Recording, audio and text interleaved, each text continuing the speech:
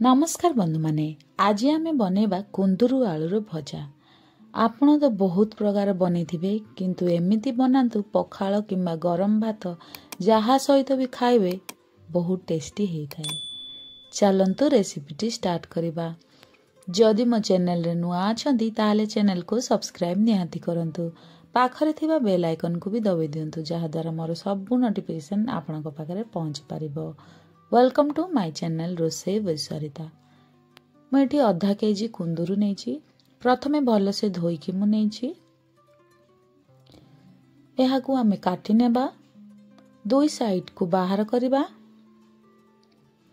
मझिरु दुई फाळ करी को पुणी गोटे फाळ नहीं तीन फाळ सेक साइज को सेम ही काटिबा जहा द्वारा कुंदुरु भजार टेस्ट टी भल आसीबो आउ कुंदुरु भी भांगीबनी।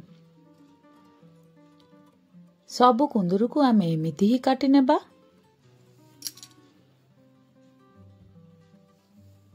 देखंतु मु सबु को काटी नै छी।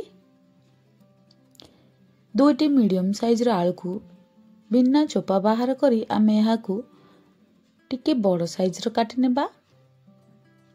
दुईटी मीडियम साइज रो पियाज को पतला पतला करी काटी नेबा।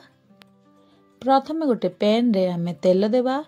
तेल 3 रु 4 चामच देबा। सेथिरे गोटे चामच जीरा, गोटे चामच बिरी डाली, गोटे चामच सोरिष।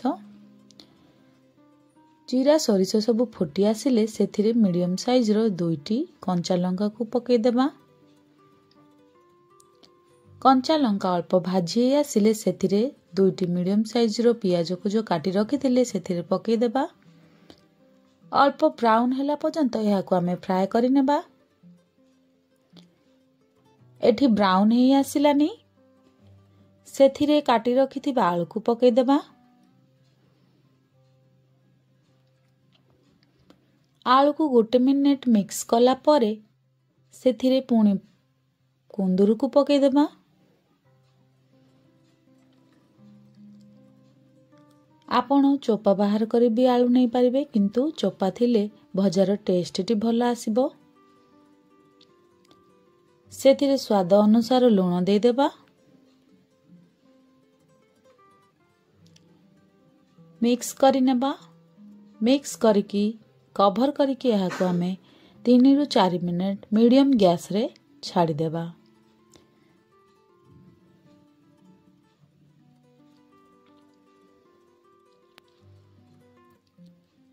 एठी 3 रु 4 मिनट हे गलानी बाहर करी भजा को मिक्स करि नेबा। अल्प हल्का सिझी आसिले सेथिरे आमे आधा चामच हळदी गुंड देबा,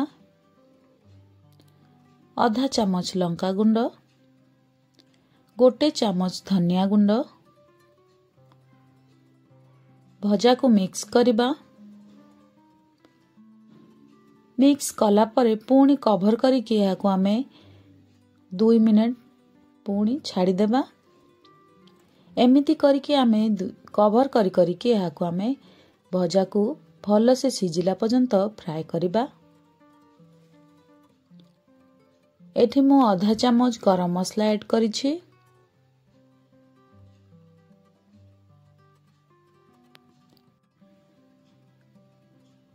दो रु 3 मिनट पुणी आमे यहाँ को कवर करिकी भाजी नेबा। भल से कुंदुरु सिझिला पर्यंत एमिति आमे फ्राई करुथिबा। एठी हेई आसिलानी कुंदुरु आलू भजा। आपण यहाँ को थरे ट्राई करंतु बहुत भल लागिबो। जदि मो वीडियो गुडा भल लागुछि ताहाले कमेंट करबाकू जमारू भूलिबेनी। धन्यवाद।